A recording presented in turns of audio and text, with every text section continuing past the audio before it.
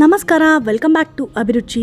ಇವತ್ತು ನಾನೊಂದು ಸ್ಪೆಷಲ್ ಆದ ರೆಸಿಪಿನ ಹೇಳ್ಕೊಡ್ತಾ ಇದ್ದೀನಿ. ಅದೇನು ಅಂದರೆ ಬೇಕ್ರಿ ಸ್ಟೈಲಲ್ಲಿ ಮನೆಯಲ್ಲೇ ಸುಲಭವಾಗಿ ಹೇಗೆ ಬ್ರೆಡ್ ಟೋಸ್ಟನ್ನು ಮಾಡೋದು ಅನ್ನೋದನ್ನು ತಿಳಿಸ್ಕೊಡ್ತಿದ್ದೀನಿ. ತುಂಬ ಸಿಂಪಲ್ಲು, ಟೇಸ್ಟ್ ಅಂತೂ ಎಕ್ಸಾಕ್ಟ್ ಬೇಕ್ರಿ ಸ್ಟೈಲಲ್ಲೇ ಇರುತ್ತೆ. ವಿಡಿಯೋ ಶುರು ಮಾಡೋಣ. ಅದಕ್ಕಿಂತ ಮುಂಚೆ ಚಾನಲ್ಗೆ ಹೊಸಬರಾಗಿದ್ದರೆ ಇನ್ನೂ ಸಬ್ಸ್ಕ್ರೈಬ್ ಮಾಡ್ಕೊಂಡಿಲ್ಲ, ಹಾಗೆ ಈ ವಿಡಿಯೋನ ನೋಡ್ತಾ ಇದ್ದರೆ ಇವಾಗಲೇ ರೆಡ್ ಕಲರ್ ಬಟನ್ನ ಕ್ಲಿಕ್ ಮಾಡಿ ಸಬ್ಸ್ಕ್ರೈಬ್ ಮಾಡ್ಕೊಳ್ಳಿ. ಮತ್ತು ಪಕ್ಕದಲ್ಲಿರುವಂಥ ಬೆಲ್ ಐಕನ್ ಕೂಡ ಕ್ಲಿಕ್ ಮಾಡಿ ಅದರಲ್ಲಿ ಆಲ್ ಅಂತ ಆಪ್ಷನನ್ನು ಸೆಲೆಕ್ಟ್ ಮಾಡಿದ್ರೆ ನಾನು ಅಪ್ಲೋಡ್ ಮಾಡೋ ಎಲ್ಲ ಹೊಸ ವಿಡಿಯೋಗಳ ನೋಟಿಫಿಕೇಷನ್ ನಿಮ್ಮ ಮೊಬೈಲ್ಗೆ ತಲುಪುತ್ತೆ. ಅಯ್ಯಂಗಾರ್ ಬೇಕ್ರಿ ಸ್ಟೈಲಲ್ಲಿ ತುಂಬ ಸುಲಭವಾಗಿ ಮನೆಯಲ್ಲಿ ಈ ಬ್ರೆಡ್ ಟೋಸ್ಟನ್ನ ಹೇಗೆ ಮಾಡೋದು ಅಂತ ನೋಡ್ಕೊಳ್ಳೋಣ. ಮೊದಲನೇದಾಗಿ ನಾನಿಲ್ಲಿ ಒಂದು ಬಾಣಲಿ ಇಟ್ಕೊಂಡಿದ್ದೀನಿ. ಅದಕ್ಕೆ 3 ರಿಂದ 4 ಸ್ಪೂನ್ನಷ್ಟು ಎಣ್ಣೆ ಹಾಕೋತಿದ್ದೀನಿ. ಎಣ್ಣೆ ಸ್ವಲ್ಪ ಬಿಸಿ ಆದಮೇಲೆ ಇದಕ್ಕೆ ಸ್ವಲ್ಪ ಸಾಸಿವೆನ ಹಾಕೋತಿದ್ದೀನಿ. ಕೇವಲ ಎಣ್ಣೆ ಕಾದಿದೆಯೋ ಇಲ್ವೋ ಅಂತ ಚೆಕ್ ಮಾಡ್ಕೊಳ್ಳೋದಕ್ಕಷ್ಟೇ. ಸಾಸಿವೆ ಚಟ್ಪಟ ಅಂದಮೇಲೆ ಚಿಕ್ಕದಾಗಿ ಈರುಳ್ಳಿನ ಈ ರೀತಿಯಾಗಿ ಚಾಪ್ ಮಾಡ್ಕೊಂಡಿದ್ದೀನಿ ಚಾಪರ್ನ ಸಹಾಯದಿಂದ.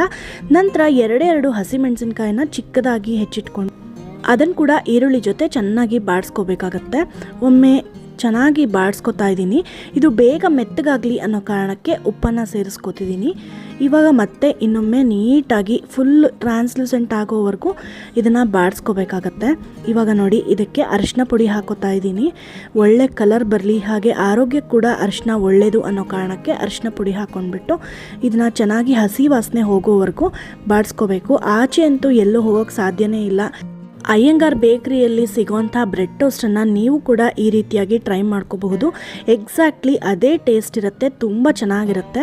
ಇವಾಗ ನೋಡಿ, ಚೆನ್ನಾಗಿ ಬೆಂದಿದೆ ಈ ಈರುಳ್ಳಿ ಮತ್ತು ಹಸಿಮೆಣಸಿನ್ಕಾಯಿ. ಈ ಟೈಮಲ್ಲಿ ನಾನು ಇದಕ್ಕೆ ಟೊಮ್ಯಾಟೊನ ಚಿಕ್ಕದಾಗಿ ಹೆಚ್ಚಿಟ್ಕೊಂಡು ಹಾಕೋತಾ ಇದ್ದೀನಿ.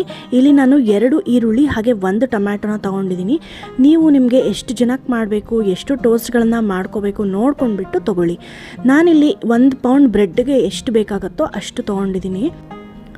ಇವಾಗ ನೋಡಿ, ಕೊತ್ತಂಬರಿ ಸೊಪ್ಪನ್ನು ಕೂಡ ಚಿಕ್ಕದಾಗಿ ಹೆಚ್ಚಿಟ್ಕೊಂಡು ಅದನ್ನು ಕೂಡ ಆ್ಯಡ್ ಮಾಡ್ಕೊತಿದ್ದೀನಿ.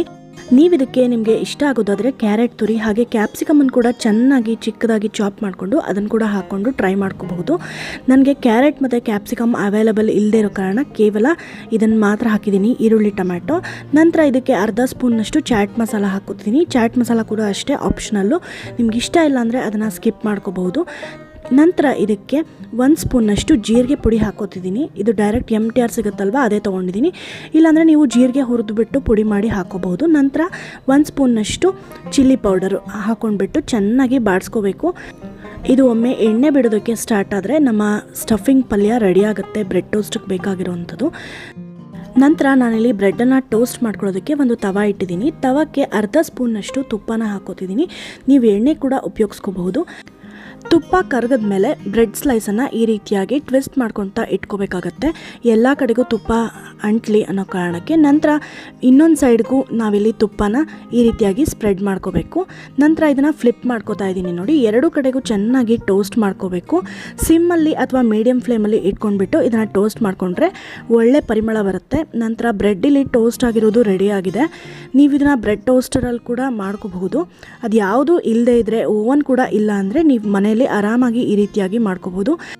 ನಂತರ ಇದಕ್ಕೆ ಪಲ್ಯನ ರೆಡಿ ಮಾಡಿ ಇಟ್ಕೊಂಡಿದ್ದೀವಲ್ವ, ಅದನ್ನು ಈ ರೀತಿಯಾಗಿ ಥಿನ್ ಸ್ಲೈಸ್ ಆಗಿ ಇದನ್ನು ಸ್ಪ್ರೆಡ್ ಮಾಡ್ಕೊಂಡ್ಬಿಟ್ರೆ ಬೇಕ್ರಿ ಸ್ಟೈಲಲ್ಲಿ, ಅದು ಅಯ್ಯಂಗಾರ್ ಬೇಕ್ರಿಯಲ್ಲಿ ಸಿಗೋವಂಥ ಬ್ರೆಡ್ ಟೋಸ್ಟು ಮನೆಯಲ್ಲಿ ಆರಾಮಾಗಿ ಕೇವಲ ಒಂದು 5 ರಿಂದ 10 ನಿಮಿಷಗಳಲ್ಲಿ ಮಾಡ್ಕೋಬೋದು. ನೋಡಿದ್ರಲ್ವ ಎಷ್ಟು ಈಸಿಯಾಗಿ ನೀವು ಬೇಕ್ರಿಯಲ್ಲೇ ಸಿಗೋವಂಥ ಬ್ರೆಡ್ ಟೋಸ್ಟನ್ನು ಮಾಡ್ಕೋಬಹುದು ಅಂತ. ನೀವು ಕೂಡ ಈ ರೆಸಿಪಿನ ಖಂಡಿತವಾಗ್ಲೂ ಟ್ರೈ ಮಾಡಿ ಹೇಗೆ ಬಂತು ಅಂತ ನನಗೆ ಕಾಮೆಂಟ್ ಮೂಲಕ ತಿಳಿಸಿ. ನಿಮಗೆ ಈ ವಿಡಿಯೋ ಇಷ್ಟ ಆಯಿತಾ? ಹಾಗಾದರೆ ಖಂಡಿತವಾಗ್ಲೂ ಒಂದು ಲೈಕ್ ಕೊಡೋದನ್ನು ಮರಿಬೇಡಿ. ನಿಮ್ಮ ಫ್ಯಾಮಿಲಿ ಜೊತೆ, ಫ್ರೆಂಡ್ಸ್ ಜೊತೆ ಈ ವಿಡಿಯೋನ ಕೂಡ ಶೇರ್ ಮಾಡಿ.